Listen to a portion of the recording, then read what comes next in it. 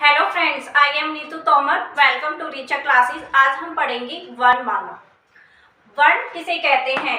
भाषा की सबसे वर्ण जो है भाषा की सबसे छोटी इकाई है, या आप बोल सकते हो वह छोटी सी छोटी ध्वनि जिसके टुकड़े ना हो सके उसे हम वर्ण कहते हैं।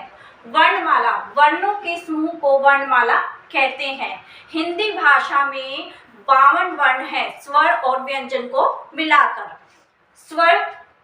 स्वर हमारे होते हैं ए, आ, ई, बड़ी, ऊ, बड़ाऊ, री, ए, बड़ाए, ओ, बड़ाओ, अंग, अड़। ये हमारे होते हैं स्वर।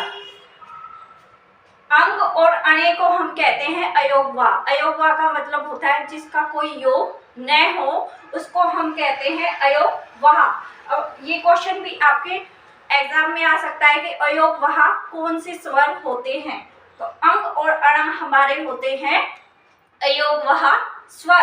अब हम पढ़ते हैं व्यंजन। व्यंजन हमारे कौन से होते हैं? क, ख, ग, घ, अण, च, छ, ज, झ, अण, ट, ठ, ड, ढ, अण, त, थ, द, ध, न, प, फ, ब, भ, म, य, र, ल, व, श, षट, श, ह, अक्षय, त्र, ग और श। अब आप इसको कैसे याद रख सकते हो? कच, कचट, तप से आप व्यंजन लर्न कर सकते हो। अब आप बोलिए य, र, ल।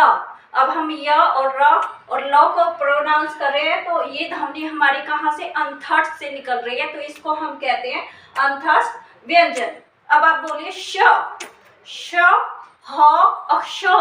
तो हमारी ऊष्मा क्या है? बाहर की तरफ निकल रही है, इसलिए इसे क्या कहते हैं? उष्ण व्यंजन। ड के नीचे क्या है? बिंदी, और ढ के नीचे भी क्या है? बिंदी। इनको हम कहते हैं द्विगुण व्यंजन, मतलब कि इनके दो रूप हैं, इसलिए इसे द्विगुण व्यंजन कहा जाता है।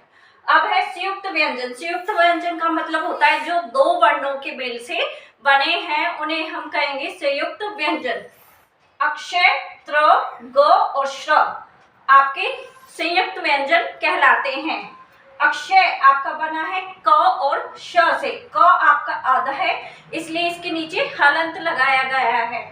त्र, त और र, ज और अण, श्र, श और र। ठीक है। अब हम नेक्स्ट वीडियो में पढ़ेंगे स्वर और व्यंजन की डिटेल। अगर आपको वीडियो अच्छी लगी